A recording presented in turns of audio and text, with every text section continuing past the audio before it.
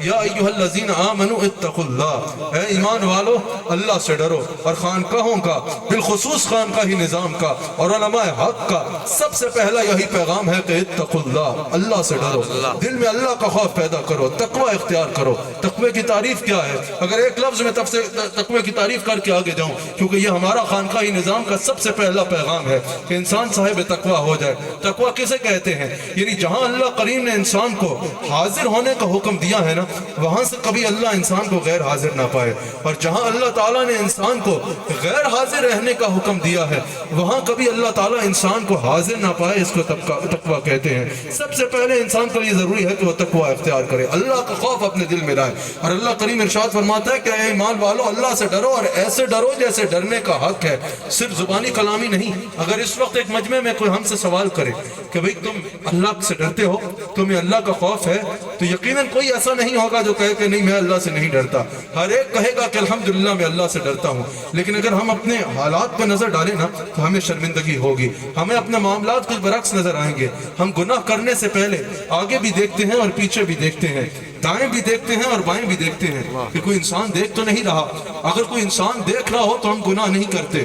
کیوں؟ کیونکہ ہمیں انسانوں سے ڈر لگتا ہے، ہمیں لوگوں سے ڈر لگتا ہے، ہمیں لوگوں میں اپنی امپریشن خراب ہونے کا ڈر لگتا ہے۔ اگر کوئی انسان نہ دیکھ رہا ہو تو ہم گناہ نہیں کرتے، لیکن اگر ہم دیکھیں کہ کوئی انسان ہمیں نہیں دیکھ رہا تو فوراً بڑھ کے گناہ کر لیتے ہیں، یہ سوچے بغیر کہ اللہ ہر حال میں ہمیں دیکھ رہا ہے، اللہ ہر وقت ہمیں دیکھ رہا ہے۔ تو اللہ کے سامنے گناہ کرتے ہوئے خوف نہیں آتا، انسانوں کے سامنے گناہ کرتے ہوئے خوف آتا ہے۔ تو ایک بار ہمیں اپنے آپ سے سوال کرنا چاہیے کہ ہم مخلوق سے ڈرتے ہیں یا خالق سے ڈرتے ہیں؟ لوگوں سے ڈرنا چھوڑ دو، اللہ کا ڈر دل میں بسا لو تو اللہ تعالیٰ تمہیں دنیا و آخرت کے ہر خوف سے نجات عطا فرما دے گا۔ سب سے پہلا درس اتقوا اللہ، اللہ سے ڈرو، تقوی اختیار کرو، اعمال صالح کرو اور گناہوں سے بچو، تقوی اختیار کرو۔ اور پھر کیا ہے؟ وابتغوا الیہ الوسیلہ، پھر اللہ کی طرف وسیلہ تلاش کرو۔ اللہ کریم نے فرمایا اللہ کی طرف وسیلہ تلاش کرو۔ اب بعض لوگ یہاں پر کہتے ہیں بھئی اس سے مراد یہ ہے کہ اللہ کو ہی وسیلہ بنا لو۔ اعلیٰ حضرت امام احمد رضا خان بریلوی رحمہ اللہ اعلیٰ حضرت کہتے ہیں کہ یہ کیا بات ہوئی؟ اب کیا اللہ کی بارگاہ میں اللہ کو ہی وسیلہ بنا لے؟ اللہ کی بارگاہ میں اللہ کو ہی وسیلہ بنا لے، یہ کیسے ممکن ہوگا؟ مثال کے طور پہ وہاں کوئی مثال دی نہیں جا سکتی بلا تفصیل۔ اگر کوئی کہے کہ میں نے وزیر اعظم سے ملنا ہے، اور کوئی کہے کہ بھئی وزیر اعظم کو کہو تمہیں وزیر اعظم سے ملا دے، تو وہ بولے گا عجیب بیوقوف آدمی ہو، جب میں نے وزیر اعظم سے ملنا ہے اور مجھے کوئی وسیلہ چاہیے تو مجھے کوئی بیچ کا ایسا بندہ چاہیے تو مجھے اس تک پہنچا دے۔ اللہ نے فرمایا اللہ تعالیٰ کی طرف وسیلہ تلاش کرو۔ تو پتہ چلا یہ اللہ کا حکم ہے کہ اللہ تک پہنچنے کے لیے وسیلہ تلاش کیا جائے۔ حضرت زید حسن کوثری رحمہ اللہ آپ اس آیت کی تفسیر میں ارشاد فرماتے ہیں کہ اللہ کریم نے یہ جو فرمایا نا وابتغوا الیہ الوسیلہ، اللہ کی طرف وسیلہ تلاش کرو، وہ فرماتے ہیں اس میں عموم کے لیے آیا ہے۔ اس سے پتہ چلا کہ اللہ کی طرف وسیلہ بنانے کے لیے توسل بالاعمال بھی جائز ہے اور توسل بالاشخاص بھی جائز ہے۔ یعنی نیک اعمال کا توسل بنانا، نمازوں کا توسل بنانا، روزوں کا توسل بنانا، تہجد کا توسل بنانا، صدقات کا توسل بنانا، اعمال کر کے اللہ کی طرف اعمال کا وسیلہ بنانا یہ بھی جائز ہے۔ اور اللہ کے نیک بندوں کا وسیلہ اپنانا توسل بالاشخاص یہ بھی جائز ہوگا۔ اور حضرت عبداللہ بن مسعود رضی اللہ تعالیٰ عنہ ارشاد فرماتے ہیں کہ اگر اللہ کی طرف کسی بندے کا توسل بنانا چاہتے ہو تو رسول اللہ صلی اللہ علیہ وآلہ وسلم سے بڑھ کر اللہ کریم تک پہنچنے کا کوئی اور وسیلہ نہیں ہے۔ رسول اللہ کا وسیلہ سب سے مجرب وسیلہ ہے۔ رسول اللہ صلی اللہ علیہ وآلہ وسلم کا وسیلہ اللہ تک پہنچنے کے جتنے وسیلے ہیں ان میں سب سے مضبوط وسیلہ ہے۔ اور امام علوسی تفسیر روح المعانی میں وابتغوا الیہ الوسیلہ، اس آیت کی تفسیر میں امام علوسی تفسیر روح المعانی میں کہتے ہیں کہ اس آیت سے پتہ چلا کہ توسل بالاعمال بھی جائز ہے اور توسل بالاشخاص بھی جائز ہے۔ اور امام علوسی کہتے ہیں کہ تمام دلائل کو پڑھنے کے بعد میں اس نتیجے پہ پہنچا ہوں کہ اللہ کریم کی بارگاہ میں رسول اللہ کا وسیلہ مانگنا یہ شرعاً جائز ہے، یہ شرعاً جائز ہے۔ امام علوسی کہتے ہیں کہ اللہ کی بارگاہ میں یہ کہنا، یہ الفاظ امام علوسی نے نقل کیے کہ دعا کے وقت یہ الفاظ کہنا، یہ میں نہیں کہہ رہا، یہ آج کا کوئی ملا نہیں کہہ رہا، یہ صاحب تفسیر علوسی امام علوسی کہہ رہے ہیں اس آیت کی تفسیر میں کہ یہ الفاظ کہنا کہ یا اللہ اپنے حبیب علیہ تیرے بارگاہ میں تیرے حبیب علیہ السلام सलाम का वसीला पेश करके अर्ज करते हैं कि हमारे पे करम फरमा दे। ये जायज़ है और सिर्फ जायज़ नहीं बल्कि अल्लाह का हुक्म है कि वसीला बनाया जाए। ये याद रखिएगा। बाद लोग कहते हैं वसीला मांगने में कोई हर्ज नहीं है, दिफा करते हुए ना अपने अकीदे का कि वसीला मांगने में कोई हर्ज नहीं है, हुजूर का वसीला अपनाने में कोई हर्ज नहीं है। सिर्फ ये बात नहीं है कि वसीला जायज़ है, बल्कि बात यह है कि वसीला लाजिम है। अगर अल्लाह तक पहुंचना है तो हुजूर का वसीला सिर्फ जायज़ नहीं, हुजूर का वसीला जरूरी है। अगर हुजूर का वसीला बनाओगे तो अल्लाह तक पहुंच सकते हो, वरना अल्लाह तक पहुंचने का तसव्वुर भी नहीं किया जा सकता, वरना तुम अल्लाह तक पहुंचने का तसव्वुर भी नहीं कर सकते। बाद लोग कहते हैं नहीं भाई, हम जब दुआ मांगेंगे ना हुजूर का वसीला नहीं मांगेंगे, हम बराह रास्त अल्लाह से बातें करेंगे। हमने बराह रास्त लाइन जोड़ी है, हमारा बराह रास्त ताल्लुक है, हम अल्लाह से बराह रास्त बातें करेंगे, हमें रसूलुल्लाह के वसीले की जरूरत नहीं। ऐसी बोलने वाले आपको नादान नजर आते हैं ना, कुछ इल्म की कमजोरी है, कुछ ईमान की कमजोरी है, लेकिन ऐसी बात करते हुए लोग नजर आते हैं भाई हमें रसूलुल्लाह के वसीले की जरूरत नहीं है, हम डायरेक्ट अल्लाह से लाइन जोड़ेंगे। मैंने कहा अच्छा, तुम अल्लाह से डायरेक्ट बातें करना चाह रहे हो, कोई रास्ता मिले तो जरूर कर लेना, लेकिन मुझे ये बताओ कि तुम हर बार कहते हो कि अल्लाह से डायरेक्ट बात करेंगे, अल्लाह से डायरेक्ट बातें करो, कभी तुमसे अल्लाह ने डायरेक्ट बात की है क्या? नहीं नहीं, कहते अल्लाह ने तो हमसे कभी डायरेक्ट बात नहीं की। तो मैंने कहा तो तुम हर घड़ी कह रहे होते हो अल्लाह ने ये कहा है, अल्लाह ने ये कहा है, अल्लाह ने ये कहा है। अगर अल्लाह ने तुमसे बात की नहीं तो तुम्हें किसने कहा है? कहा अल्लाह हमसे बात थोड़ी करेगा। मैंने कहा फिर अल्लाह की बात तुम तक किसने पहुंचाई? कहा रसूल है ना, अल्लाह रसूल से बात करता है और रसूल हमसे बात करता है, अल्लाह रसूल से कलाम करता है और रसूल हमसे कलाम करता है। मैंने कहा अल्लाह तुमसे बराह रास्त बात नहीं करता। कहा नहीं नहीं, अल्लाह ने कुरान में कहा है किसी बंदे की ये मजाल नहीं है कि अल्लाह उससे कलाम करे, या अल्लाह तू कलाम कर ले।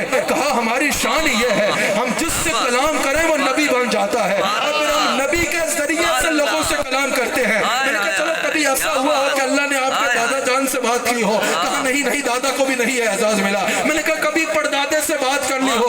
कहा रसूल के अलावा अल्लाह ने किसी से बात नहीं की, अल्लाह ने रसूल से बात की और रसूल ने उस बात को हमें पहुंचाया। तो मैंने कहा बेवकूफ, ईमान क्या गलते, तुझे ये नजर नहीं आता कि अल्लाह होके रसूल के जरिए के बगैर तुझसे बात नहीं करता, तो तू बंदा होके रसूल के वसीले के बगैर उस तक कैसे पहुंच सकता है? लोग कहते हैं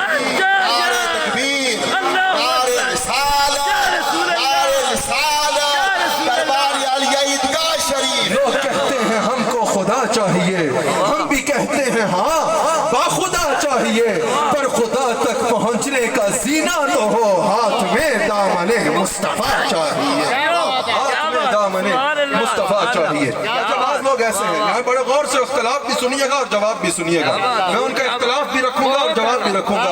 अल्हम्दुलिल्लाह अहले सुन्नत का अकीदा शेरों की शेर व शायरी की इमारत पे नहीं खड़ा, ये अशार हम अपने ज़ौक़ की तस्कीन के लिए पढ़ते हैं, और ये सिर्फ हम नहीं पढ़ते, ये सहाबा हुजूर को सामने बिठा के पढ़ा करते थे। लेकिन ये याद रखना अहले सुन्नत का अकीदा शेरों की इमारत में नहीं खड़ा, अहले सुन्नत का अकीदा कुरान और हदीस में होती है। अल्हम्दुलिल्लाह मैं इख्तिलाफ भी करता हूँ और जवाब भी देता हूँ। कभी हम जो है ना ये अकीदा रखते हैं कि क़यामत के दिन अल्लाह और बंदे के बीच कोई वसीला नहीं होगा, जिसे अल्लाह चाहेगा बख्श देगा और जिसे नहीं चाहेगा नहीं बख्शेगा। मैंने कहा इस बात में तो कोई शक नहीं कि जिसे वो चाहेगा बख्शेगा और जिसे नहीं चाहेगा उसके पास अमाल की गठरी भी क्यों ना हो इसको नहीं बख्शा जाएगा। लेकिन ये जो आप कह रहे हो कि वसीला नहीं होगा, आप इसमें यह आपका अकीदा है? कहा बिल्कुल हमारा अकीदा है। आप सुन रहे हैं ना, मुझे आपकी ना दाद चाहिए ना इमदाद चाहिए, मुझे आपकी तवज्जो चाहिए ताकि यह अकीदा आपके दिल में बस जाए। रसूलुल्लाह कहा कि हम ये नहीं मानते कि क़यामत के दिन कोई भी वसीला होगा, क़यामत के दिन अल्लाह और बंदे के बीच कोई वसीला नहीं होगा। मैंने कहा अच्छा ये बताइए, ये जो मीज़ान होगा इसमें एक तरफ आपको, एक तरफ आपके अब्बा जान को बिठाया जाएगा और आपके अब्बा जान का और आपका वजन तोला जाएगा। कहा नहीं नहीं, मीज़ान पे एक तरफ नेकियां रखी जाएंगी और एक तरफ गुनाह रखे जाएंगे। नेकियां ज्यादा हुई तो जन्नत में जाएंगे, गुनाह ज्यादा हुए तो जहन्नुम में जाएंगे। मैं जरा फिर कहिएगा किस चीज पे फैसला होगा? कहा कि अगर नेकियां ज्यादा हुई तो जन्नत में जाएंगे, गुनाह ज्यादा हुआ तो जहन्नुम में जाएंगे। मैंने कहा फिर बताना जन्नत में कैसे जाएंगे? कहा अगर नेकियां ज्यादा हुई तो जन्नत में जाएंगे। मैंने कहा नेकियां वसीला बनी या नहीं बनी? समझ आया नहीं? मैंने कहा यहाँ अमाल वसीला बन रहे हैं या नहीं बन रहे?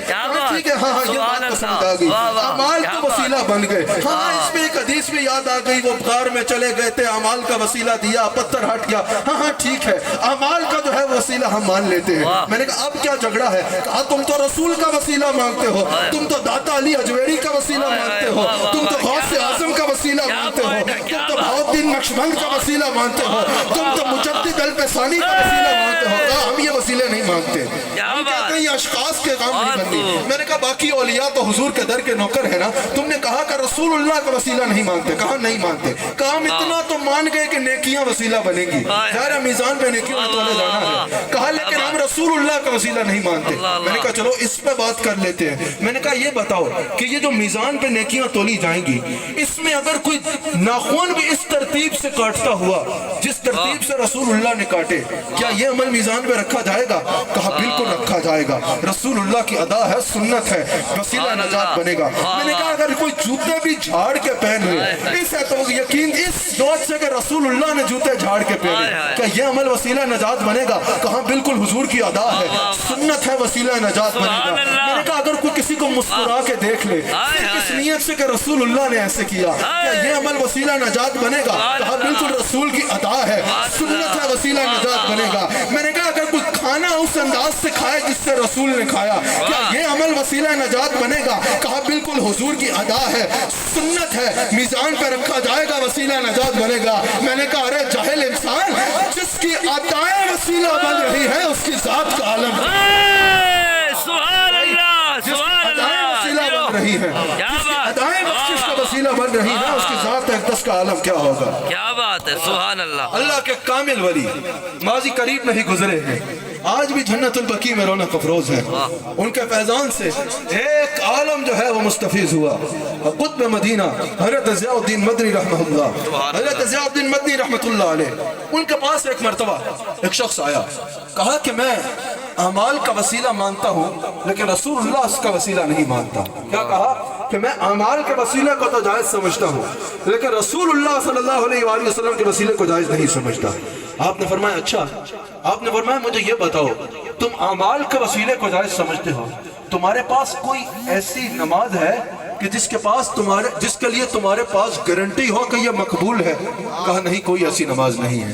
कहा तुम्हारे पास कोई रोज़ा ऐसा है जिसके लिए तुम्हारे पास गारंटी हो कि ये रोज़ा कबूल है? कहा नहीं, कोई ऐसा रोज़ा नहीं है। कहा तुम्हारे पास कोई तहज्जुद ऐसी है कि जिसके पास ये तुम्हारे पास गारंटी हो कि ये तहज्जुद कबूल है? कहा नहीं, कोई ऐसी तहज्जुद नहीं है जिस पे ये गारंटी हो कि ये कबूल हुई है। कहा तुम्हारे पास कोई जिंदगी का ऐसा सजदा है जिस पर तुम कसम खा के कह सको कि मेरा वो सजदा कबूल है? कहा नहीं, मकबूल होने की